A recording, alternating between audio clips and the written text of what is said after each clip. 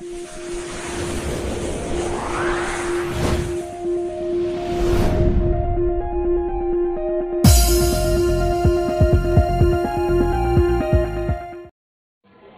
Morning बच्चों, जैसा कि आज का टॉपिक है valency of carbon, class 10 NCERT, most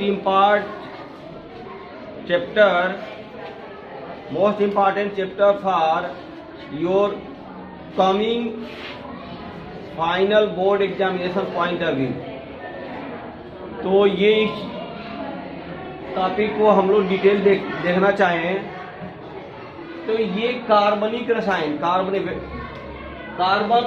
यानी कार्बनिक रसायन, ये जो हम टॉपिक पढ़ेंगे ये हमारा कार्बनिक रसायन के तहत आता है। इसका इतिहास, हिस्ट्री ऑफ ऑर्गेनिक, ये जो वैलेंसी की बात हो रही है पूरा चैप्टर वैलेंसी पर ही बेस्ड है।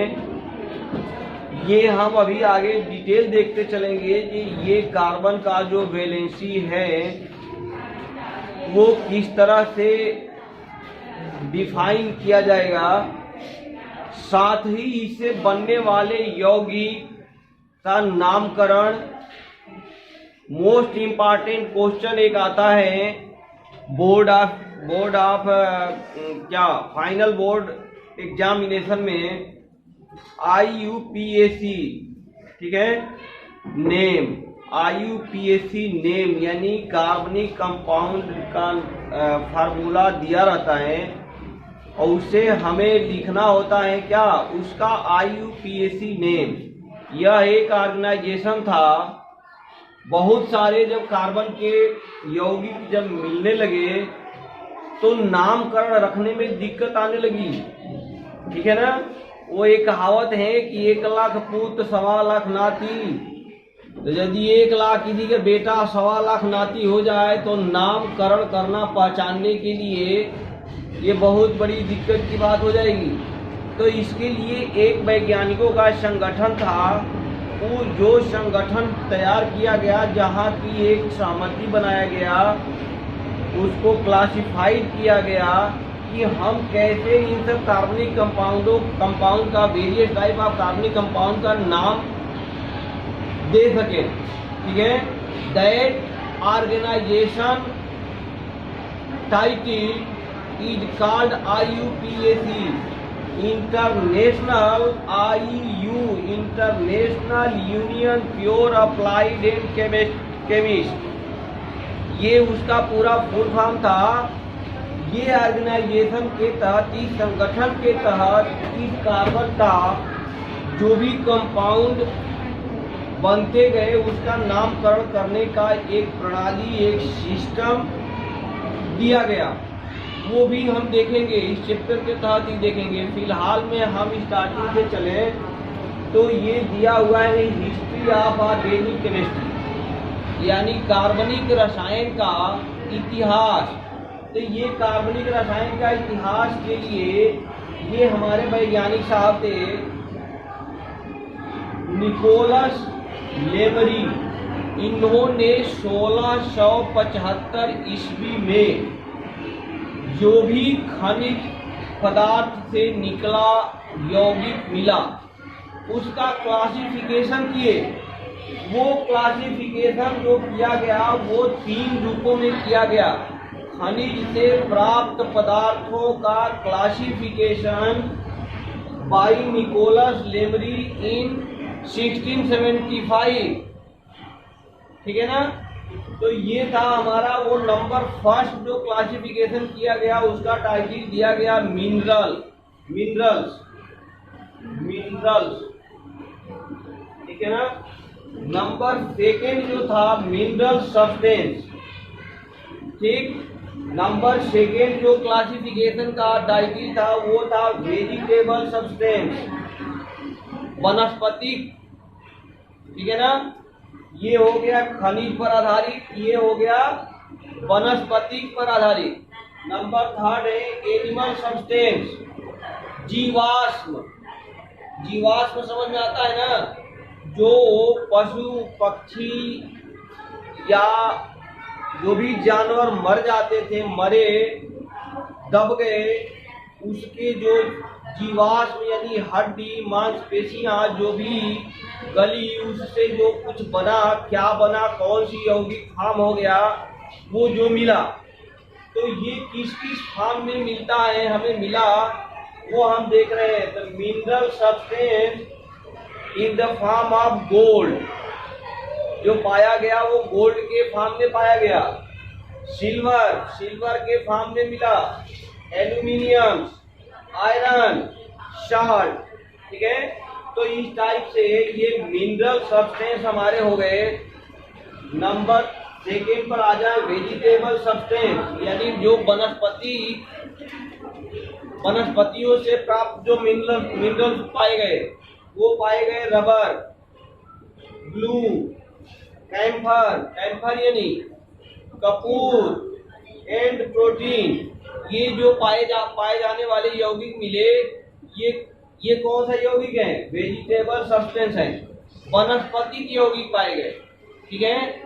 नंबर थर्ड हम यदि देखें एनिमल सब्सटेंस, तो इसमें आ जाता है जिलेटिन, हीमोग्लोबिन, ठीक है ना, एंड यूरिया, ETC, ठीक है। Now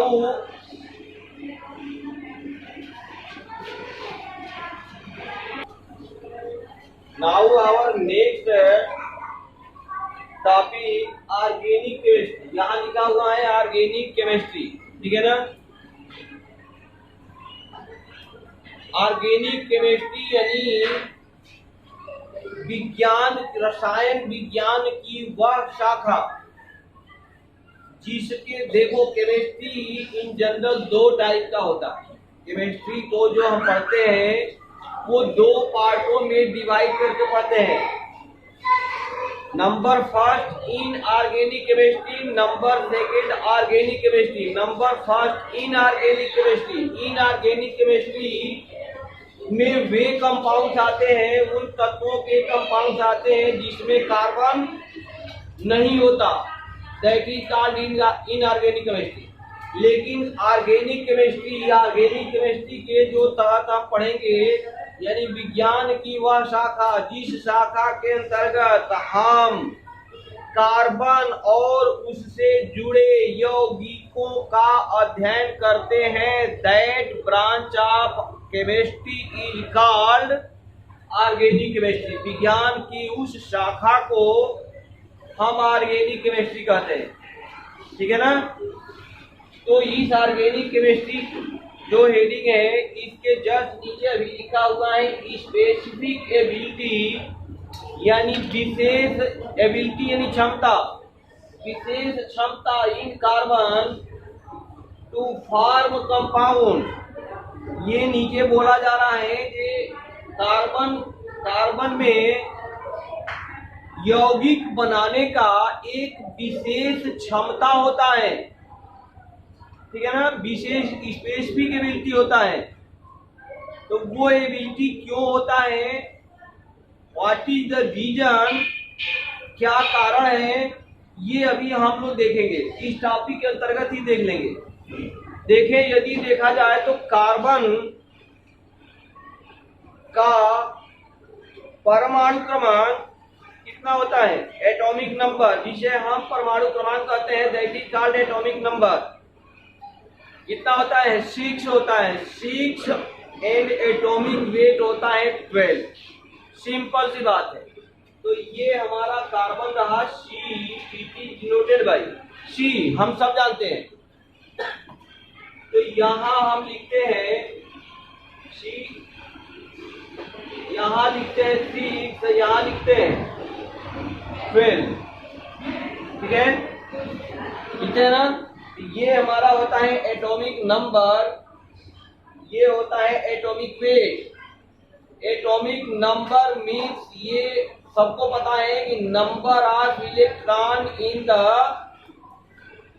carbon atom which is available in the different type of क्या ऑर्बिट्स, ठीक है ना। and moves around the nucleus of carbon atom। ये हम सबको पता है ऑलरेडी। तो इसको यदि हमने अभी देखा कि ये जो इलेक्ट्रॉन है कार्बन एटम के जो इलेक्ट्रॉन है, ये कार्बन एटम के न्यूक्लियस के चारों तरफ विभिन्न कक्षाओं में घूमते रहते हैं ना। ये कक्षा हम लोग ऑलरेडी पढ़ चुके हैं, जानते भी हैं कि ये कक्षा होता है हमारा KLMN, जिसे हम कक्षा कह रहे हैं, ऑर्बिट होते हैं। यानी ये होता है KLMNN, ठीक है ना। तो ये इलेक्ट्रॉन इसमें बटे हुए होते हैं, सारे के सारे इलेक्ट्रॉन, यानी all electron of the carbon atom cannot be moved in one orbit. एक ही ऑर्बिट में नहीं घूम सकता, ठीक है ना। तो ये यहाँ 2 होते हैं और लास्ट सेकेंड वाले में कितने होते हैं? 4 होते हैं। इसके लिए भी डिफरेंट टाइप ऑफ साइंटिस्ट ने अपना सिद्धांत प्रतिपादित किया है, जो कि हम लोग इससे पहले के वीडियो में पढ़ चुके हैं, ठीक है। तो ये नंबर ऑफ 4 इलेक्ट्रॉन ही, ये जो नंबर ऑफ 4 इलेक्ट्रॉन है ना, ये यौगिक यानी कंपाउंड बनाने में यही हेल्पफुल होता है। The ability of carbon compound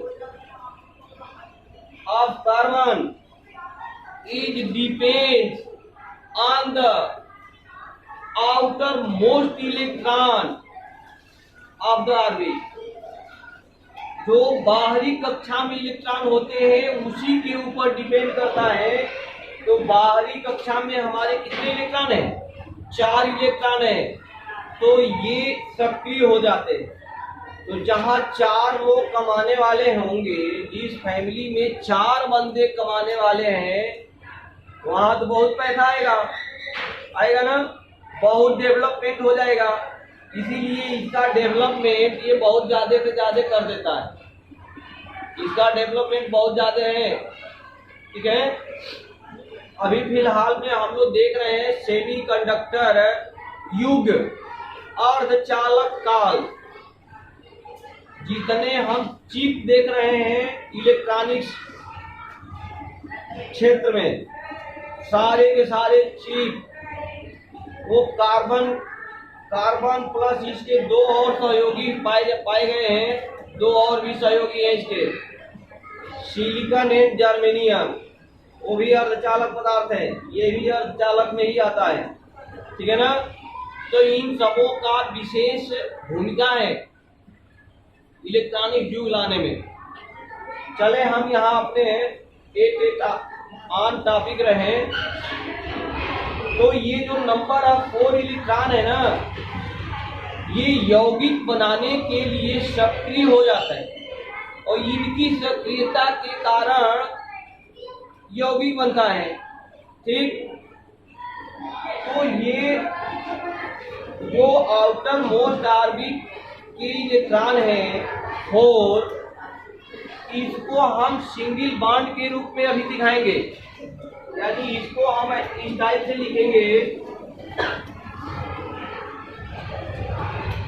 ये हमने लिखा C, ये देखो हमने इसको सिंगल बॉन्ड के रूप में लिख दिया। ये सिंगल बॉन्ड क्या दर्शाता है कि हर एक बॉन्ड पर एक इलेक्ट्रॉन इसके हैं, एक इलेक्ट्रॉन इसके मौजूद है, ठीक है ना। और एक मौजूद है, इट मीन्स कि इसके चारों तरफ हमारे पास 4 इलेक्ट्रॉन मौजूद है। ये इलेक्ट्रॉन को हम मान लो लिख दें E,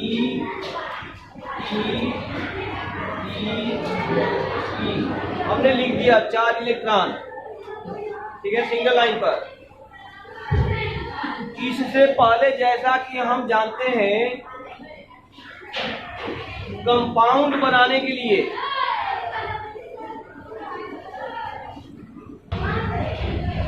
तो ये इलेक्ट्रॉन ये कंपाउंड कब बनाएगा? जब प्रत्येक इलेक्ट्रॉन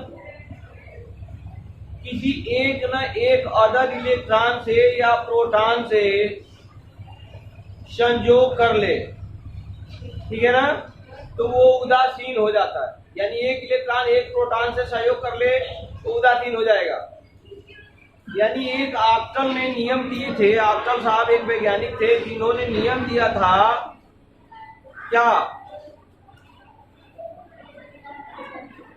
कि अस्थाई अवस्था में रहने के लिए सभी तत्व के बाहरी कक्षा में तत्व के नहीं परमाणु के परमाणु के बाह्य कक्षा में कितने इलेक्ट्रॉन होने चाहिए? 8 इलेक्ट्रॉन होना चाहिए। यहाँ हमारे पास कितने इलेक्ट्रॉन हो रहे हैं? 4 हो रहे हैं। तो ये 4 से और क्या करेगा? 4 से 4 इलेक्ट्रॉन से और ये साझा करेगा, साझेदारी करके क्या बना देगा? शेयरिंग करेगा। शेयरिंग साझेदारी यानी शेयरिंग करेगा, और वो शेयरिंग करके ये संतृप्त हो जाएगा, सेचुरेट हो जाएगा। अभी फिलहाल में ये कैसा है? अनसेचुरेटेड है। तो हमको पता है कि हाइड्रोजन के बाह्य कक्षा में कितने इलेक्ट्रॉन होते हैं? 1। उसके लिए ये जो आर्कटल साहब थे वो बता रखे थे कि हाइड्रोजन के लिए 8 इलेक्ट्रॉन की जरूरत नहीं होता, उसके लिए विशेष व्यवस्था थी केवल 2 इलेक्ट्रॉन की। यानी हाइड्रोजन का यदि एटम है तो केवल बाह्य कक्षा में 2 इलेक्ट्रॉन मिल जाए तो वो अस्थायी अवस्था में यानी सेचुरेटेड कंडीशन में रह सकता है। अदरवाइज बाकी सबके लिए कितने इलेक्ट्रॉन होना चाहिए? 8 होना चाहिए। तो ये यहाँ एक हाइड्रोजन से, यहाँ भी एक हाइड्रोजन से, ये एक हाइड्रोजन से और एक हाइड्रोजन से इन्होंने क्या कर लिया? शेयरिंग कर लिया। और इस तरह से शेयरिंग करने के बाद ये जो बनेगा वो क्या बन जाएगा? CH4। यानी एक कार्बन परमाणु 4 हाइड्रोजन परमाणु से कंबाइन हो गया। अब कंबाइन होके क्या बना दिया? CH4। जिसे हम क्या किस नाम से जानते हैं? मेथेन। ये हमारा है मेथेन, जिसे हम मेथेन के नाम से जानते हैं। और ये जो मेथेन है, एथेन है, प्रोपेन है, ब्यूटेन है, ये जो अभी नाम आना शुरू हुआ, ये नामकरण कैसे किया जाता है? दैट इसकी जो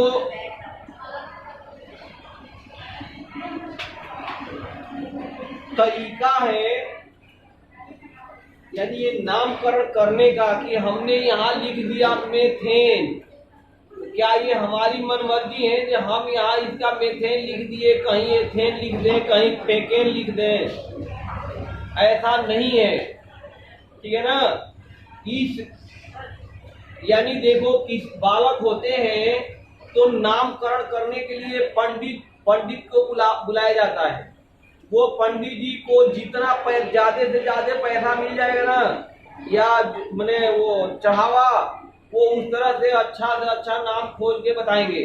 आज यदि लगेगा जो यहाँ दक्षिणा वगैरह तरीके से नहीं मिलना है तो वो कुछ भी नाम बता देंगे, झाड़ू, लीपन, पोतन, कुछ भी, हाँ कुछ भी नाम बता देते हैं ऐसे इन जनरल, ये नाम है, यही नाम, वो ऐसा नाम ही, ऐसा अक्षर बता देंगे जी इस नाम से होना चाहिए नाम, ताकि उस अक्षर से सही नाम मिले ही ना, वो ऐसे ही बता देंगे। ठीक है ना, सही बात है ना। अब थ नाम बता दे कि थ से नाम होना चाहिए। यदि अक्षर बता दिए कि थ से कोई नाम रख लो, और थ से कौन सा नाम मिलेगा? एक नाम मिल सकता है थोथराही, ठीक है ना। तो ये कहने का मतलब ये है कि ये जो नामकरण करने का जो स्पेसिफाइड एक रूल दिया गया, वो दिया गया था IUPAC जो संगठन था, ऑर्गेनाइजेशन था। अभी हमने बताया international union pure applied and chemist. इस संगठन के द्वारा बैठक हुआ था वैज्ञानिकों का, जिन्होंने सुझाया कि इसका नामकरण आसान तरीका से यानी सिंपल वे से कैसे हम रख सकें। तो अभी हम इस पर भी जाएंगे कि ये मेथेन ही इसे क्यों कहते हैं, ठीक है ना। चलो हम हल्का सा यहाँ पहुंचाने की कोशिश कर रहे हैं। देखो कार्बन दो, ये जो कहानी है ना, ये जो बना, यदि सिंगल बॉन्ड है यानी हाइड्रोजन, कार्बन के तो 4 ही इलेक्ट्रॉन होते हैं, ठीक है ना। लेकिन एक हाइड्रोजन एक कार्बन के एक इलेक्ट्रॉन से जुड़ गया, यहाँ भी एक जुड़ गया, यहाँ भी एक जुड़ गया, यहाँ भी एक जुड़ गया, तो इसको हम सेचुरेटेड हाइड्रोकार्बन बोलते हैं। इस टाइप का जो ये कंपाउंड बना, इसको हम बोलते हैं सेचुरेटेड कार्बनिक कंपाउंड, ठीक है ना। और ये यदि मान लो कि यहाँ 4 मिल गया, C को 4 चाहिए था, तो यहाँ मान लो 4 हाइड्रोजन मिल गया ना। ये जितना चाहिए था उतना यहाँ 4 हाइड्रोजन मिल गया। अब हम यदि मान लें कि हमें यहाँ C को 4 चाहिए, हमारे पास मान लो यहाँ 2 ही हाइड्रोजन मिल रहा हो, तो कैसे काम चलेगा।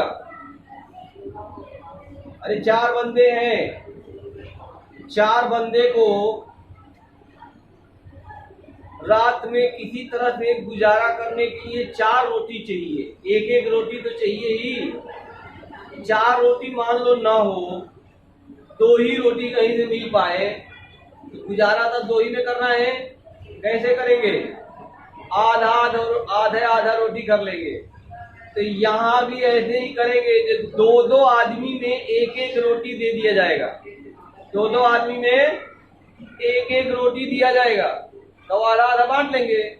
यानी यहाँ भी कार्बनिक कंपाउंड बनेगा, ये बनेगा C। अब देखो ये आपस 2 जो 4 था ना, इसके 4 थे, ठीक है ना। और जब इसके 4 थे, यहाँ भी 4 चाहिए था, 2 कार्बन ले लिया हमने 2 कार्बन ले लिया, तो यहाँ भी 4 चाहिए था, यहाँ भी 4 चाहिए था। तो ये 2 आपस में मिला लिए, यहाँ ये आपस में क्या कर लेंगे, 2 मिला लेंगे, हाँ। और एक यहाँ हाइड्रोजन ले लेगा, एक यहाँ ले लेगा, एक यहाँ, एक यहाँ।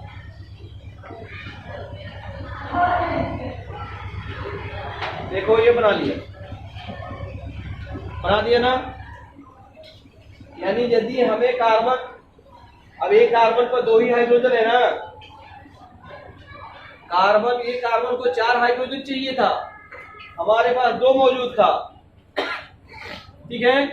तो 2 कार्बन, ऐसे बहुत सारे कार्बन के एटम ऐसे बहुत सारे अवेलेबल होंगे, तो ये कार्बन और ले लिया, ऐसा ही अपने जैसा इच्छाधारी ना, वो ले लिया और लेके एक इलेक्ट्रॉन वाले से अपने ये साझा कर लिया। यानी एक सिंगल बॉन्ड करके ये डबल बॉन्ड बना लिया आपस में, डबल बॉन्ड बना लिया।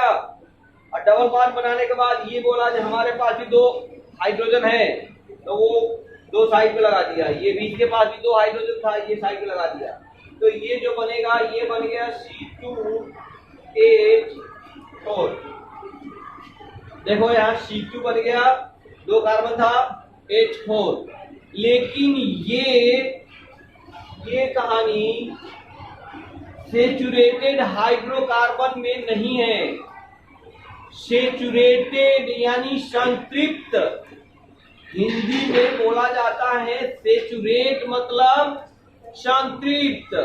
और संतृप्त कब कब, यदि तुमसे बोला जाए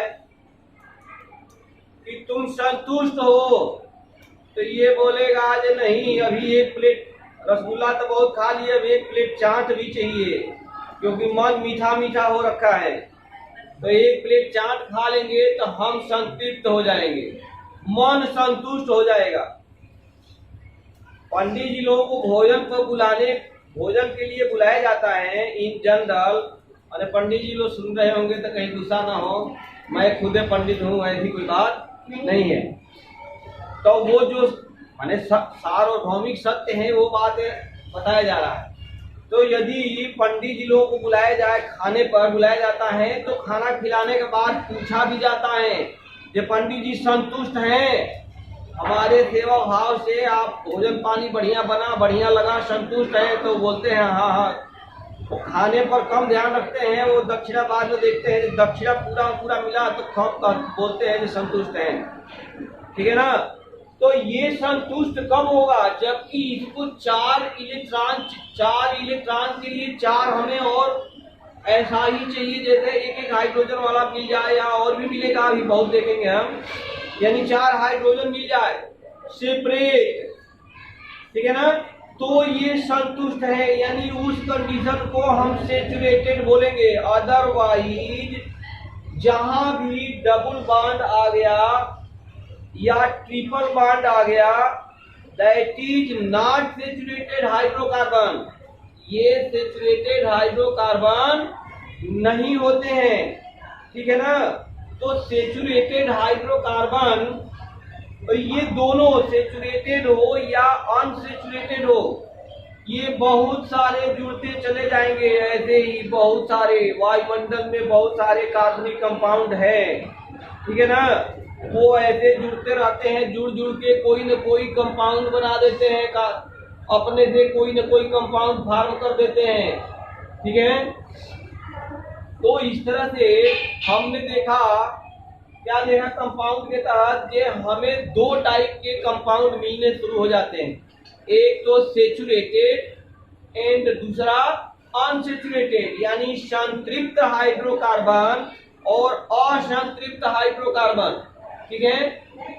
तो और ये देखो, ये संतृप्त असंतृप्त अभी हम आगे पढ़ेंगे तो देखने में पता चल जाएगा। स्पेसिफिक एबिलिटी यानी स्पेशल योग्यता, विशेष योग्यता इन कार्बन टू फॉर्म कंपाउंड, इन सबों में कंपाउंड बनाने का विशेष योग्यता होता है। जो मिलेगा उसी से कंपाउंड बना देगा। खूब सारे हाइड्रोजन मिले तो संतृप्त बना दिया, संतुष्ट होकर बना दिया, खूब खुश होकर बना दिया। कम मिला तो भी बना दिया, इससे कम मिलेगा तो भी बना देगा, इससे यदि कम मिलेगा तो भी बना देगा। मान लो कि हमारे पास 3 कार्बन है, C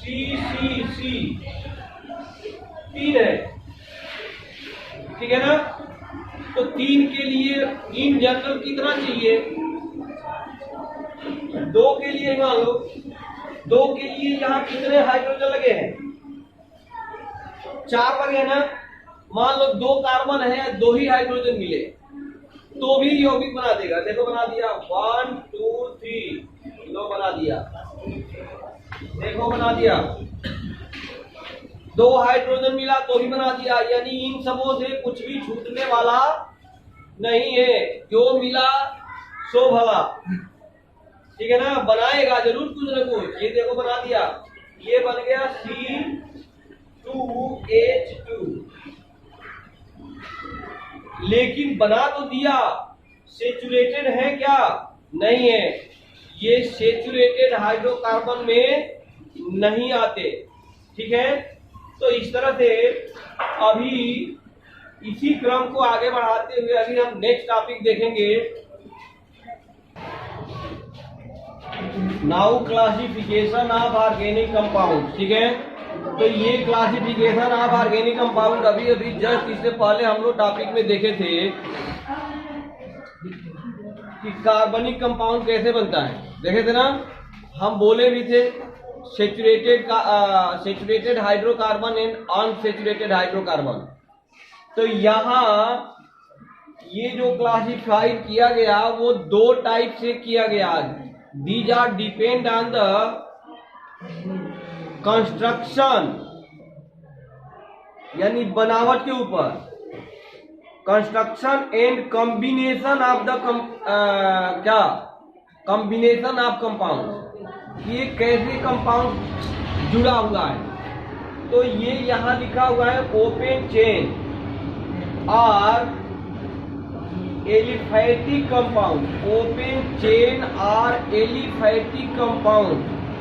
अभी जस्ट इसके बाद अभी हम लोग चलेंगे टॉपिक को आगे बढ़ाते हुए, तो हम देखेंगे कि एलिफैटिक कंपाउंड का, या यहाँ नेक्स्ट है साइक्लिक कंपाउंड का। एलिफैटिक तो एलिफैटिक है, साइक्लिक को एरोमेटिक कंपाउंड भी बोलते हैं। साइक्लिक कंपाउंड और एरोमेटिक कंपाउंड, कहीं कहीं एरोमेटिक कंपाउंड के नाम से ये मिलेगा। तो इन दोनों कंपाउंड्स का अलग अलग प्रॉपर्टी है, वो प्रॉपर्टीज भी हम देखेंगे, ठीक है ना।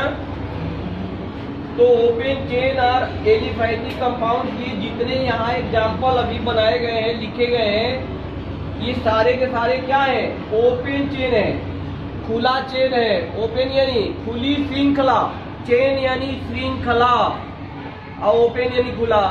तो ये है हमारा एलिफैटिक कंपाउंड में हमारे दो कार्बन का एटम यहाँ जो आपस में कंबाइन होके और कार्बनिक कंपाउंड बना रहे हैं, जिसका नाम यहाँ लिखा हुआ है एथेन।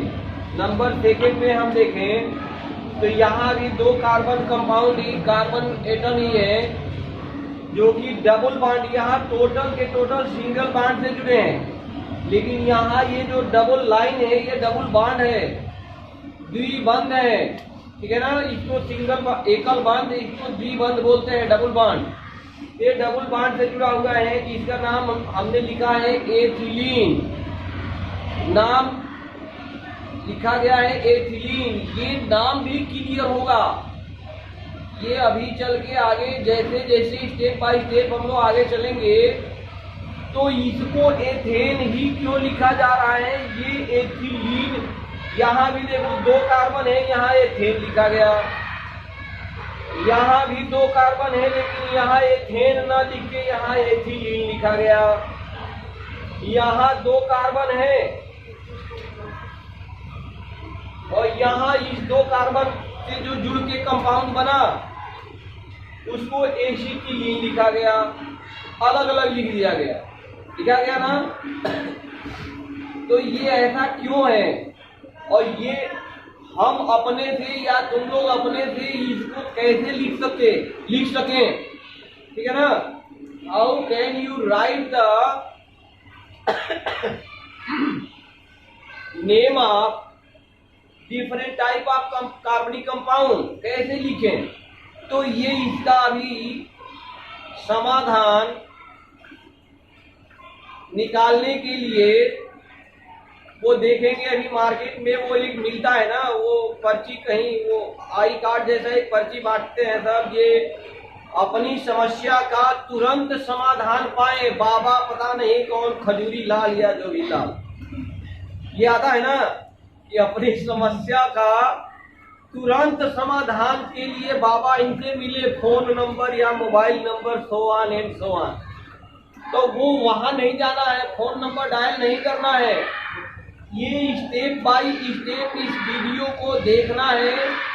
मे बी जे आज के वीडियो में हम वहां तक न पहुंच पाए तो कल या परसों नेक्स्ट वीडियो का अवलोकन जरूर करें, ताकि उसका समाधान किसी बाबा के यहाँ मिले, उस बाबा के यहाँ जाने की जरूरत न पड़े, ठीक है ना। These are the most important topic for your examination point of view, board examination point of view. किसी भी सन के एग्जामिनेशन में, बोर्ड एग्जामिनेशन में 2-3 कंपाउंड का फार्मूला दिए रहते हैं पेपर में, उसका नामकरण करना होता है। पंडित जी से पूछ के नहीं, अपने माइंड से पूछ के। तो वो माइंड कब काम करेगा? जब आप लोग कृपया शांत होकर कंसंट्रेट माइंड से वीडियो का अवलोकन करेंगे तो ये मे बी नहीं, sure and confirm you can write the correct name of these compounds which is क्या जो तुम लोगों के क्वेश्चन पेपर में आएगा, ठीक है ना। तो ये इसलिए इस पर विशेष ध्यान रखें। तो ये हमारा यहाँ भी 2 कार्बन था, यहाँ नाम रखा गया एसिटिलीन। यहाँ 4 कार्बनिक कंपाउंड कार्बनिक एटम है, 4 है ना, 4 है। तो यहाँ लिखा गया ब्यूटेन। लेकिन अभी फिलहाल में हम नामकरण का स्टेप अभी जस्ट बोले, कि नामकरण का स्टेप अभी धीरे धीरे वहां पहुंचेंगे, ठीक है ना। इसकी हर स्पेसिफिकेशन देखते हुए जाएंगे। अभी हम स्पेशली देख रहे हैं ओपन चेन, यानी कार्बनिक कंपाउंड 2 रूपों से जुड़ते हैं। एक तो खुली श्रृंखला, वो खुली श्रृंखला कैसे भी हो सकती है, कोई जरूरी नहीं है कि सीधे सीधे ऐसे लाइन दिखे तो खुली श्रृंखला है, ऐसे होकर ऐसे भी हो सकती है। ये भी ओपन ही है, ये क्लोज्ड नहीं है। नंबर 2 अभी जो हमारा चलेगा, ये चलेगा क्लोज्ड चेन या साइक्लिक कंपाउंड, बंद श्रृंखला और एरोमेटिक कंपाउंड। इसे also known as this type of compound, यानी cyclic compound is also known as aromatic compound. इसको एरोमेटिक कंपाउंड भी कहते हैं, ठीक है।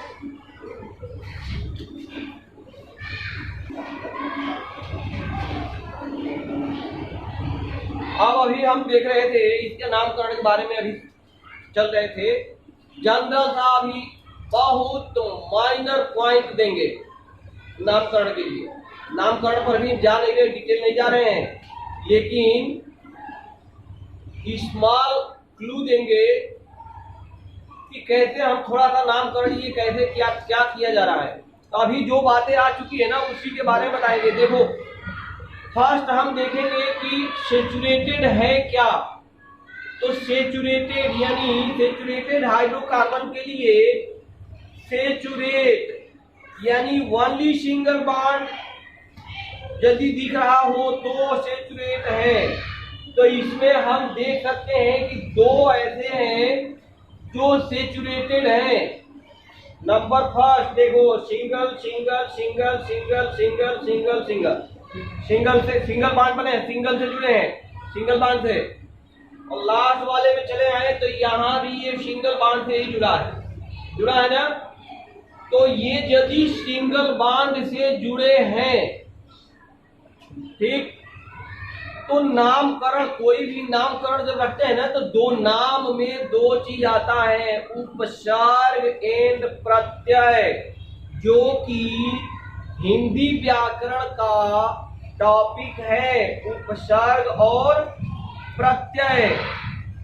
तो फर्स्ट वाले को उपसर्ग बोलते हैं और लास्ट वाले को प्रत्यय बोलते हैं। तो ठीक है ना, जैसे हमें एकाएक बनाना, एक लगा के बनाना है, तो एकाएक प्रत्यय जो भी है, इस तरह से एक लगा के बनाना हो, 100 लगा के बनाना हो, इस टाइप से यहाँ समझ में आ जाएगा वो हिंदी व्याकरण में कैसे बनाते हैं, वो हिंदी शब्द की बातें अलग है। यहाँ हमने बताया कि पीछे जो जोड़ते हैं दैट इज कॉल्ड प्रत्यय, उसे प्रत्यय बोलते हैं। इंग्लिश में इसे सफिक्स एंड प्रीफिक्स बोलते हैं, ठीक है ना। तो ये जो इसमें प्रत्यय लगाएंगे वो एन लगाते हैं, एन क्या लगाएंगे, एन एन एन, ठीक है ना। ये प्रत्यय जोड़ेंगे इसमें संतृप्त हाइड्रोकार्बन में, यानी सेचुरेटेड हाइड्रोकार्बन में एन जोड़ते हैं।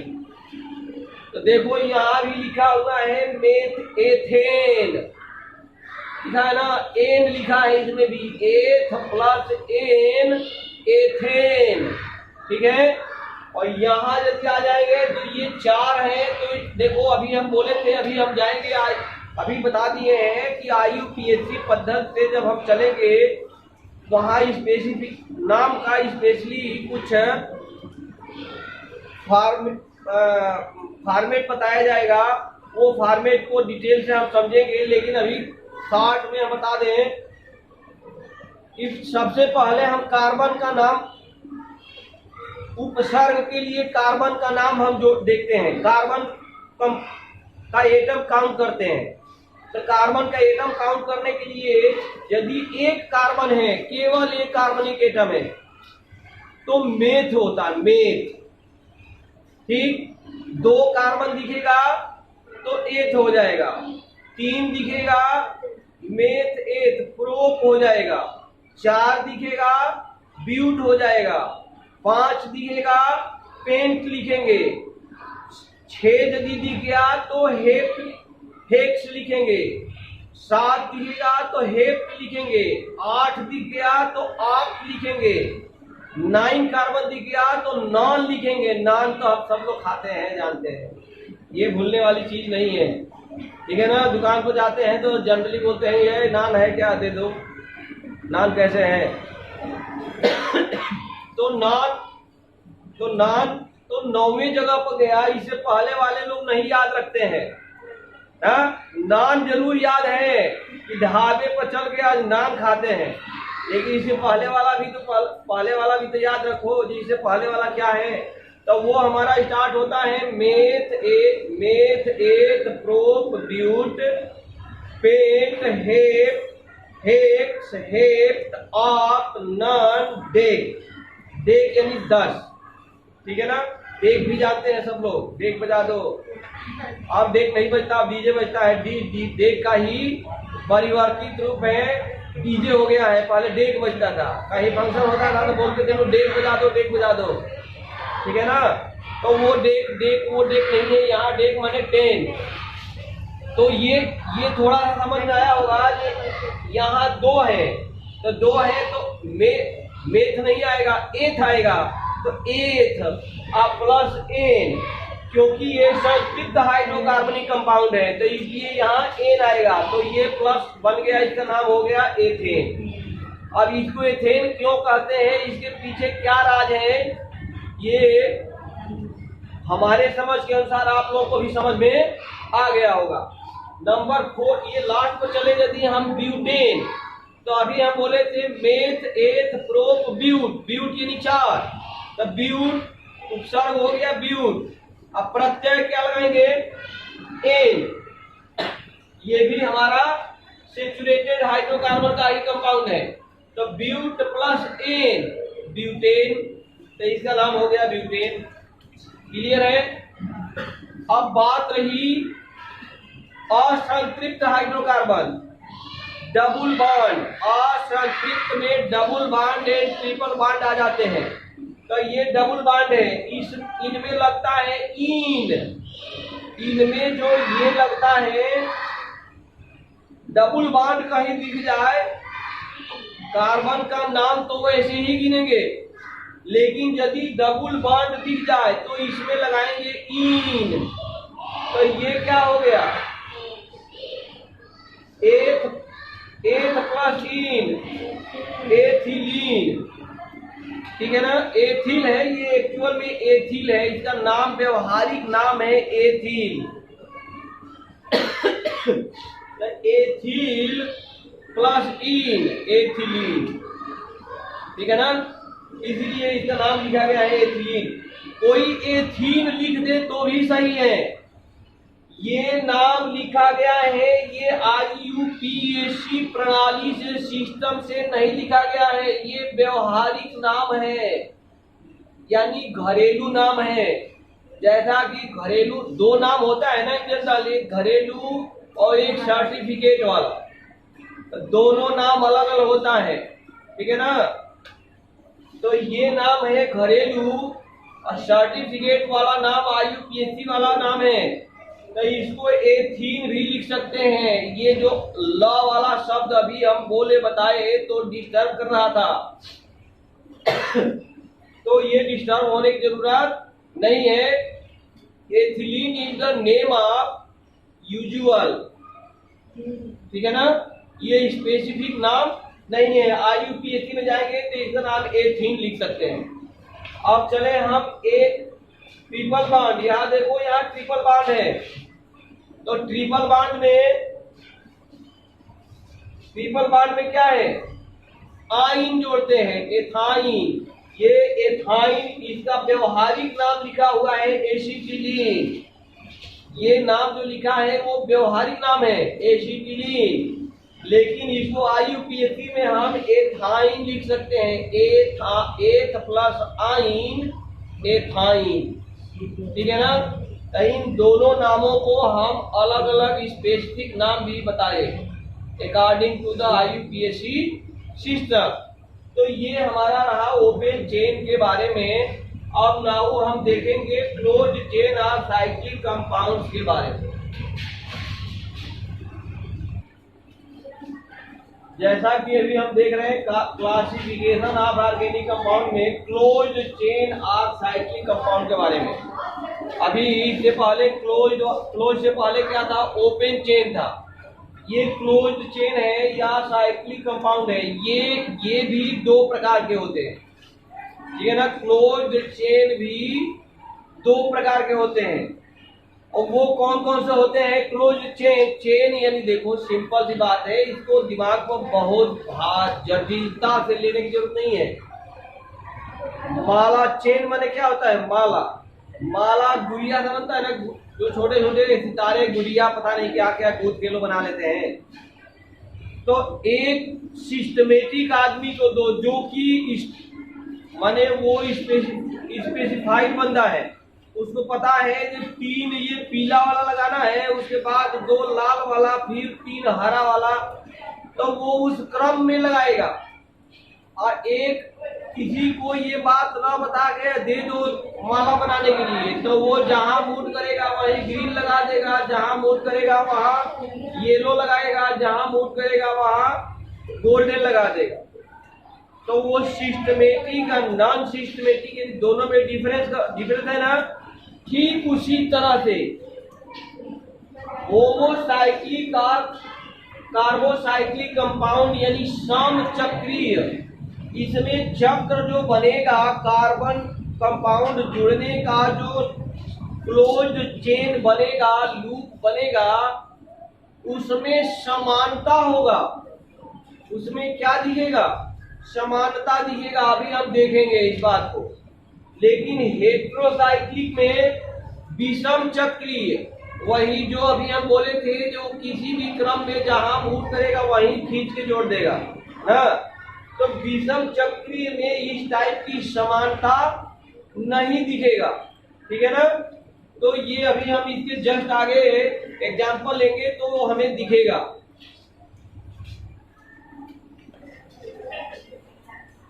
और यहाँ अभी हम देखेंगे होमोसाइक्लिक और कार्बोसाइक्लिक कंपाउंड, होमोसाइक्लिक और कार्बोसाइक्लिक, ठीक है ना।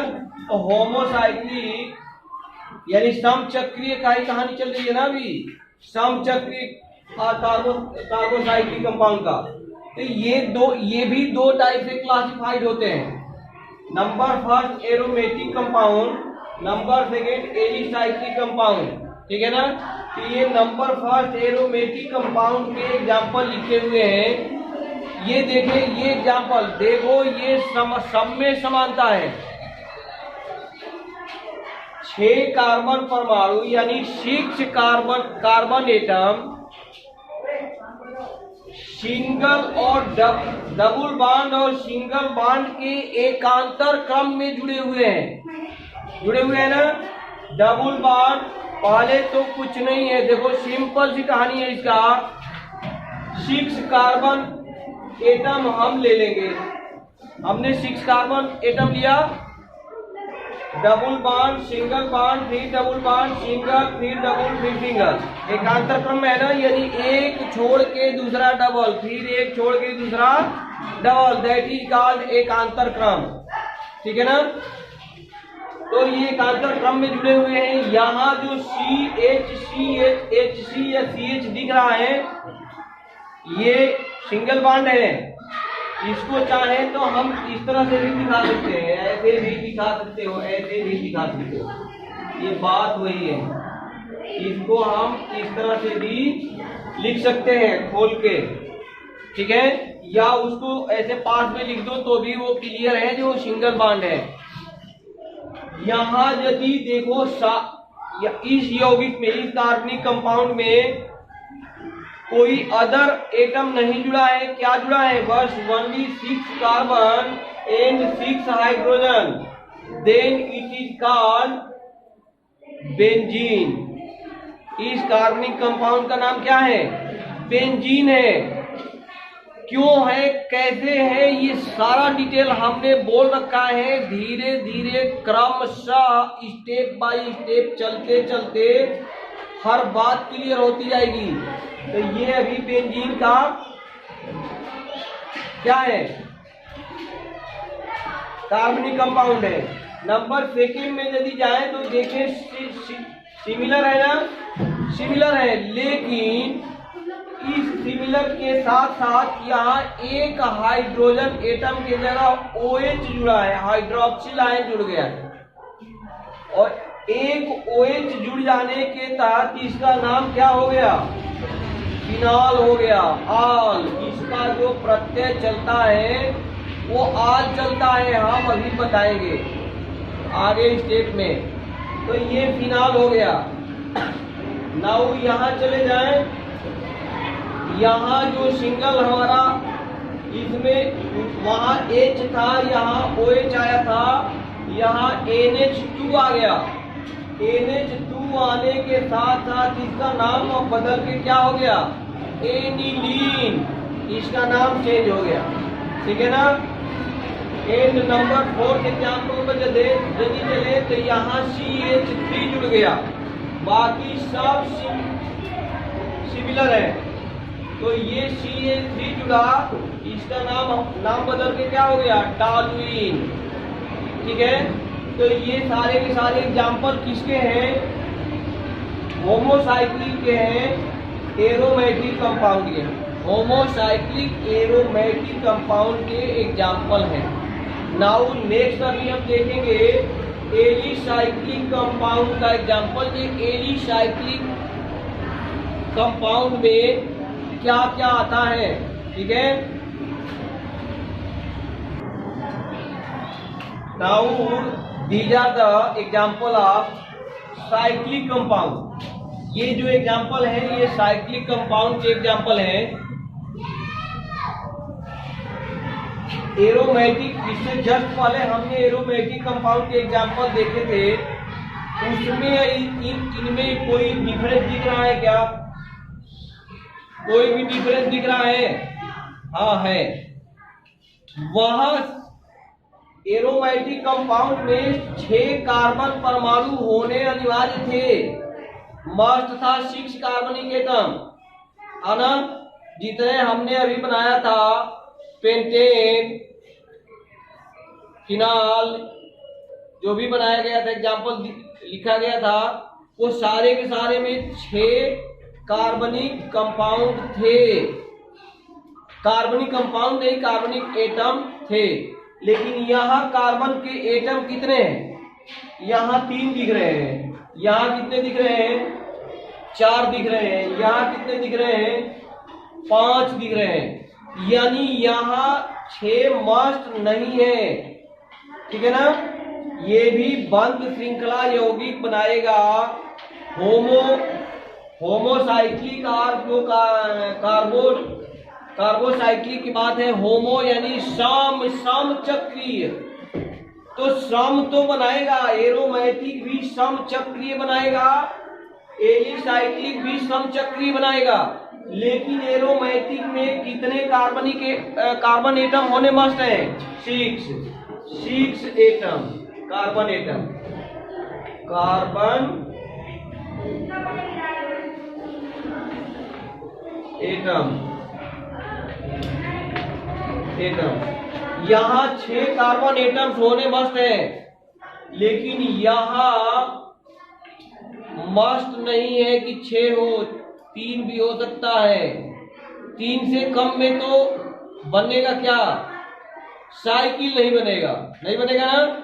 तो 3 से लेके और कितने भी हो सकते हैं डेली साइकिल में, ठीक है, जैसा कि हमने देखा।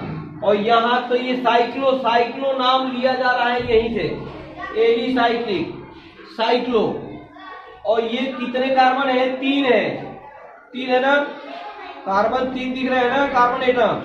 तो मेथ एथ प्रोप, हम बोले थे प्रोप, तो ये देखो ये लिख गया साइक्लोप्रोपेन। 3 है तो ये बन गया साइक्लोप्रोपेन। यहाँ 4 कार्बनिक एटम दिख रहे हैं, 1 2 3 4 कार्बन के 4 एटम दिख रहे हैं। तो ये हमारा हो गया cyclo butane, meth eth prop but. तो ये साइक्लो ब्यूटेन हो गया इसका नाम। यहाँ इस तरह से यदि बना के दे दिया तो ये आ जाएगा साइक्लोप्रोपेन पेंटेन। 5 है, देखो 1 2 3 4 5 है, तो ये हमारा हो गया साइक्लोपेंटेन। तो इस तरह से होमोसाइक्लिक और कार्बोसाइक्लिक कंपाउंड हमने क्या किया, देख लिया। होमो यानी समचक्रीय कार्बनिक कंपाउंड, इसके कितने टाइप होते हैं? 2 टाइप होते हैं, एरोमेटिक एंड एलिसाइक्लिक, ये भी हम लोगों ने देखा, ठीक है ना। एंड लास्ट हम लोगों का टॉपिक है विषम चक्रीय।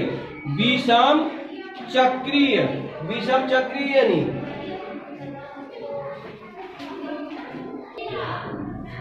नाउ अभी हम देखेंगे साइक्लिक हेट्रोसाइक्लिक कंपाउंड। अभी हम लोगों ने होमोसाइक्लिक कंपाउंड के बारे में देखा, जिसमें एरोमेटिक कंपाउंड और कौन सा था? Aromatic compound and cyclic compound था। तो वो अभी हमने देखा। एरोमेटिक में अभी हमने बताया था कि 6 कार्बन एटम एकांतर क्रम में द्विबंध से जुड़े होने मस्ट है, ठीक है ना। जबकि साइक्लिक में कोई जरूरी नहीं है कि एकांतर क्रम में द्विबंध हो या 6 कार्बन परमाणु ही हो, वहां 3 से लेके मिनिमम 3 तो मस्ट है। 3 इसलिए मस्ट है कि साइकिल बिना 3 के साइकिल नहीं बनेगा, तो 3 तो मस्ट है। तो 3 से लेके 4 5 6 7 कितने भी कार्बन जुड़ सकते हैं, ठीक है ना।